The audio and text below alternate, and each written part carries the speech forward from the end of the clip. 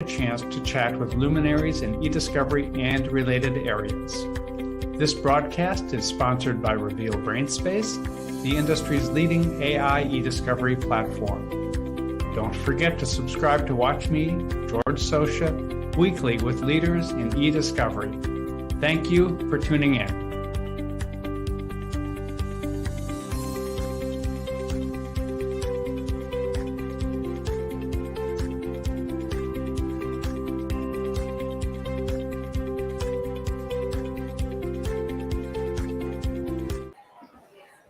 Good morning and welcome to eDiscovery Leaders Live, hosted by ACES and sponsored by Reveal. I am George Socia, heading up brand awareness at Reveal. We are broadcasting live this week from Legal Week with a very different background, obviously, than we usually have.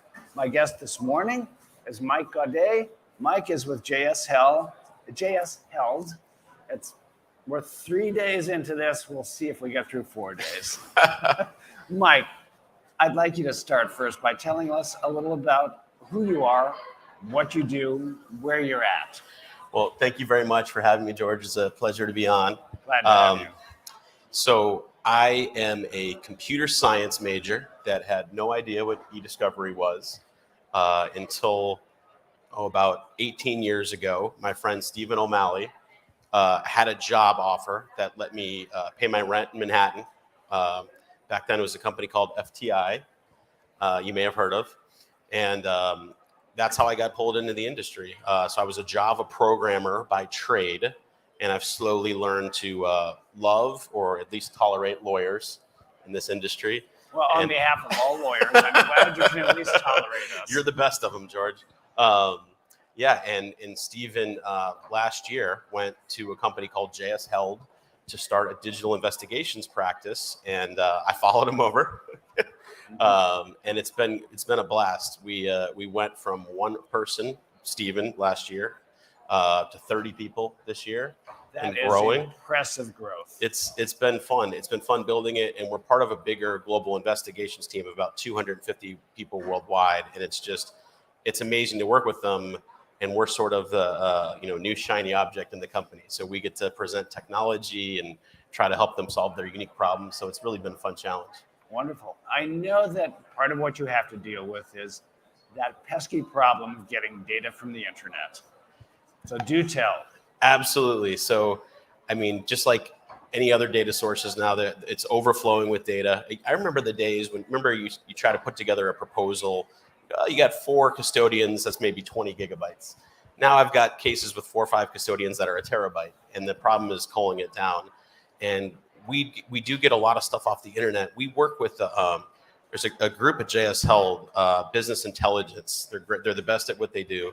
Tom Burns in New York, Michelle Willoughby and Ryan Murphy, my fellow Texans in Houston. These are people who go to the internet, report on what's going on for companies, due diligence, research, tracking down people. They can find you. If I ever do wrong by them, I'm pretty sure they can have me killed. But they need to pull a lot of data and aggregate it from various sources, including, Facebook, Twitter, all types of sources. And so we've been working on lots of, some out of the box, but a lot of custom solutions to pull down that data, analyze it, and visualize it for the investigative teams that don't have armies of contract attorneys or lawyers looking at it. So it's been interesting, and it's a lot of APIs connecting to things like Twitter. There's APIs out there you can plug into. And then there's filtering for keywords. There's sentiment analysis now, which is huge. I know you guys are doing that as well.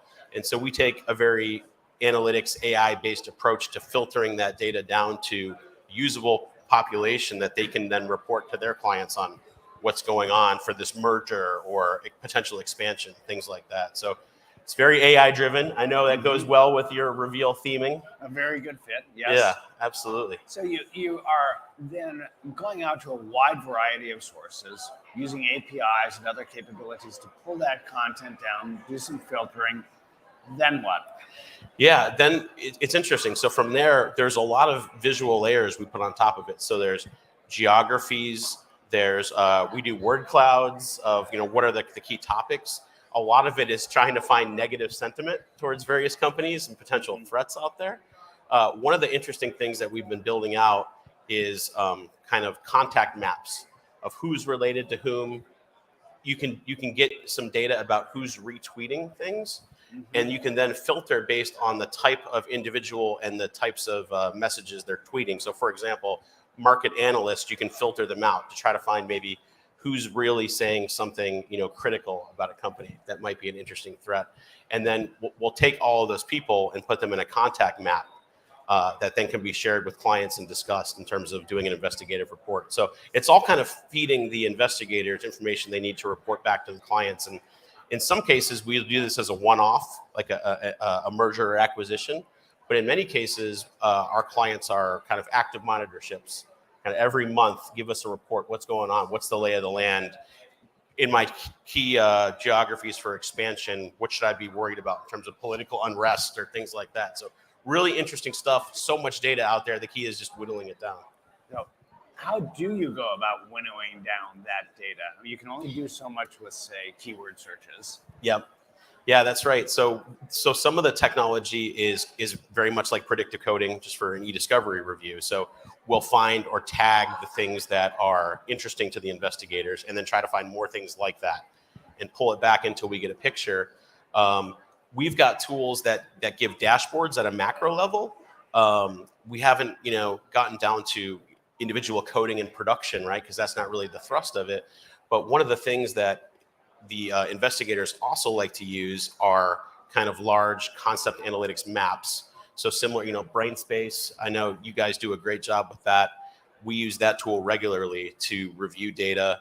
And so one of the goals that we have is connecting a lot of these aggregated data sources from the internet. And there's hundreds of that. Twitter is just one example. We were talking to a company out there that they have 500,000 data sources. And, they can pull from Twitter, Instagram, Facebook, but they can also pull data off of a video camera on the street in Tel Aviv. And so you have all this data. You've got flight data, what planes are taking off, where are they going, where's the hedge fund manager going off to which island, right? So all this data kind of comes back, and we've got it aggregated in a dashboard. And then one of the things we're working on is how can we pipe that to a more traditional e-discovery tool for further documentation and review? So BrainSpace would be a great example of something that we could take all that data from the internet as a data source and move it into Reveal for review. What are some of the big challenges you're facing with getting and working with this content, and then how do you address those challenges? Yeah, so it's getting all their APIs correctly. It's interesting because there's different business intelligence groups that have different requirements. So there's a little bit of customization for what each group's doing. Some groups do more track and trace. Some groups focus on mergers and acquisitions. I think you hit on the challenge in the question you asked me, which is how do you whittle it down? Because some of these platforms that aggregate data out there, they give you alerts, and you're getting, all these alerts on a regular basis every day with how much data. So the trick is writing the algorithms, doing clever keyword searches, using the analytics to try to get them a reasonable amount of data. There have been for years now people in the e-discovery space who say we deal with big data. But big data is really velocity, volume, variety, and veracity. And they tend to mean we do a lot of email. It sounds like you are much closer to that big data world. How close are you to that? Yeah, I mean, it's in all different formats. And so it's, we talked about Twitter, website scrapes, some of these tools can go back in retro to see what the website said, not only yesterday, but what did it say a year ago? Mm-hmm. So there's data on top of data, and it's all kind of boiling it down into text. So, in the past, I've always thought e-discovery is very heavy, right? Because there's all these images and things like that. But if you can grab all the text, which is what people really care about, and you can funnel that down, that's where you can really apply the analytics, because all you need is the text. But it's so many different sources now. And it's funny because I'm getting old, George. I'm in my 40s. So I don't know all the social media sources out there. So the kids on my team, I need to say, wait, what is this iFunny source I need to pull from? Why is that important? So it seems like there's a new data source every week that someone asks me about. I don't even bother to keep track anymore, but It's just all a matter of connecting on the APIs, leveraging some of what's out there.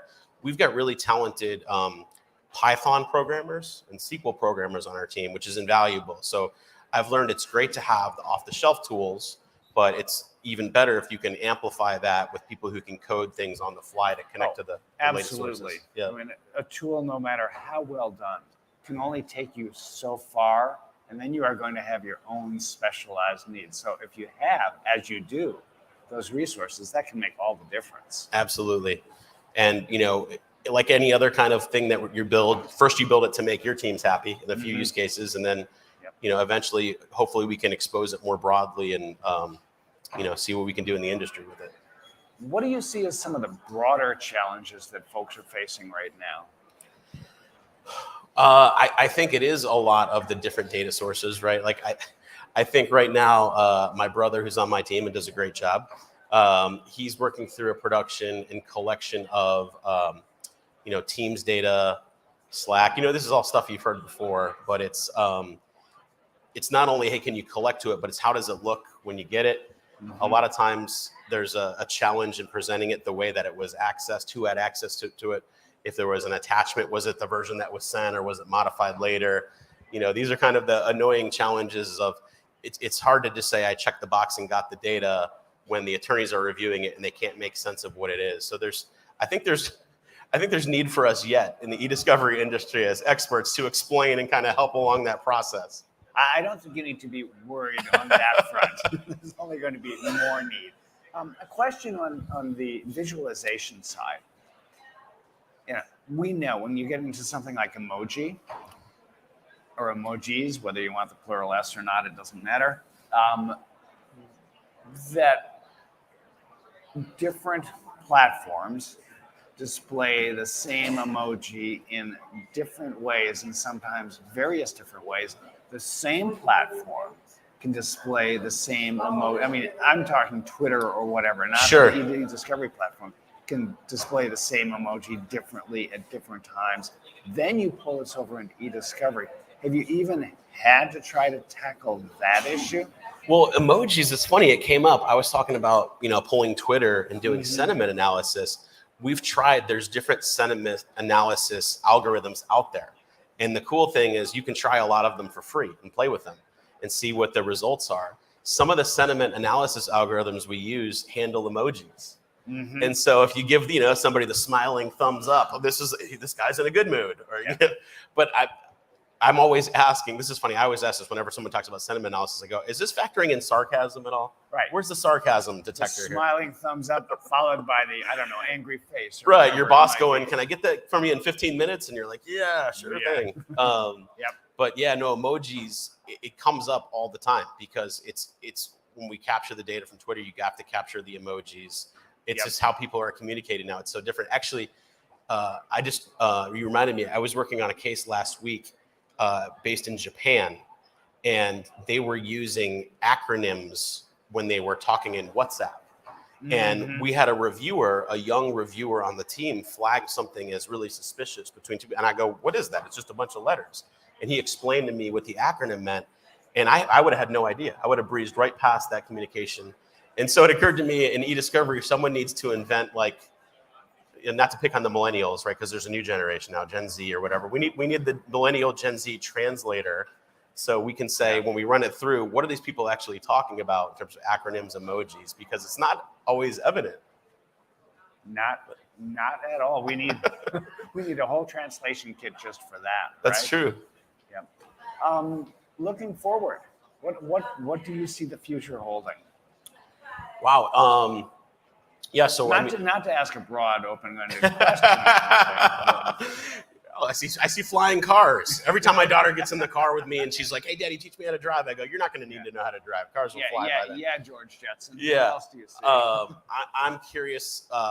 You and everybody else in technology about all this Chat GPT stuff. I'm having lots of scary conversations with friends. Even though I'm in the technology industry, you might feel the same way, George. I'm always scared by technology. I kind of yearn for the older days when we had to do stuff on our own. But now it's like with Chat GPT, I don't know if you're a high school English teacher, how do you know the kid handed in his own paper? So we were talking about how email conversations are going to go. If let's say we're a Reveal customer and I say, George, I need this done in the product, and I could just tell the computer, write a dissatisfied email to George explaining this, and then you could tell your robot, write a responsive email to Mike conceding something, and then so we could just I see where that's trending. You and we're going to disappear out of the future. We could just be sitting on the beach telling a computer to sit there, and so I don't know if that's where the question was supposed to take me. It's wherever you want to take it. But some of that stuff is, I think, being incorporated into e-discovery. So I was thinking, now you're going to tell the computer, hey, computer, process data for these 10 custodians, do a relevance review for these 10 tags, filter on privilege, redact, do the production, and send it to my email by Friday. And by the way, I'm going on vacation. And then the AI is just going to do all the work. So I don't know how far away we are from that, but then maybe we won't have jobs. I suspect something else will come along as well. There are two sides to the whole generative AI question. One is, how do we make use of those capabilities in what we do, whether it's delivering a platform, delivering services, whatever it might be. The other is, what do we do with that content when that is the content that we need to work with? What capabilities do we provide? What capabilities and services do you offer? How do you deal with it internally? Right. I think we still have to answer a lot of those questions. We have a lot of questions. Any thoughts on those questions? Oh, man. Well, we're continuing to utilize new technology as it becomes available. So whenever you guys put out something new, we're putting Reveal 11 through its paces, and a lot of other technologies out there. And so, I think the idea, and this has always been the way in e-discovery, is how do you do more with less people, because the data is getting bigger. When I started in 2005, I would be training rooms of 30 associates, and that doesn't happen anymore. You get one unlucky person at the law firm who's stuck with the e-discovery, and you go, well, let me help you get through this. So whatever we can do as far as analytics, predictive coding, whatever this chat GPT stuff is going to bring us, we'll make use of it. You've mentioned now a couple of times predictive coding and analytics more broadly. What are you doing on that front? Yeah. So, we applied it for this review for this project in Japan I was talking about. So I think anytime you can get a sample with, somebody who knows the case really well coding it, and this isn't new, right? This has been around for a while. If you can apply that more broadly across the data population to pull in similar things, you can cut to the chase. I think the goal is less and less reviewing all the documents, right? No one wants to review documents anymore. Right. So it's finding the important things. Like, we know there's 100 important 100 important documents in this population of 1 million documents. How do we find them the fastest? So if you can work with the people who really know the case up front, so the investigators, what are you looking for? Try to give them at least maybe a couple docs or examples like that, and they go, yeah, this is it. Then we're using analytics to find docs like that. And I think that's kind of skipping to the end, if you will. And then you've got to do the things where you go back and, everybody loves this story. I'm like, well, let's sample the stuff we didn't look at just to make sure, right? And it makes everybody feel a lot better. You can document that statistically. But I think that's, you're kind of figuring out what the end goal is, using analytics to find the things you need to get to the end goal as soon as you can, and then working from there. I know, for me, I might have taken a couple hundred documents to a deposition, certainly not to a hearing. And at a trial, if you're introducing hundreds of documents, you just need to figure out how you explain to your client you lost that case. Right. You're going to lose the jury on those. So the idea always that we have to find everything of everything seemed less important to me than the notion that you need to find the key things that are going to help you put that story together, that you need to present to, whether it's the client, opposing party, the judge, mediator, arbitrator, whomever it is. And it's funny, like, some people get that. I remember when we first started talking about predictive coding and precision and recall, and you would explain the concepts of precision and recall to an attorney, and you go, we have 80% recall. What does that mean, Mike? We found 80% of the relevant stuff. So we missed 20%? Right. And I'm like, well, yeah, but you always were. Now I can just document statistically how much you were always missing. Because they did some study back then. Even if you had a human review every doc, I think the number was your average recall is about 61%. So you were always missing 39%, just nobody told you. Yeah, I participated in a small study and then did an even smaller study myself where I became my own test subject in that. Okay. From which I determined that no sane person should ever hire me as a reviewer because I couldn't be consistent from the same set of documents twice. I came up with different results. I didn't catch the things people cared about the most. Right. But then that's not.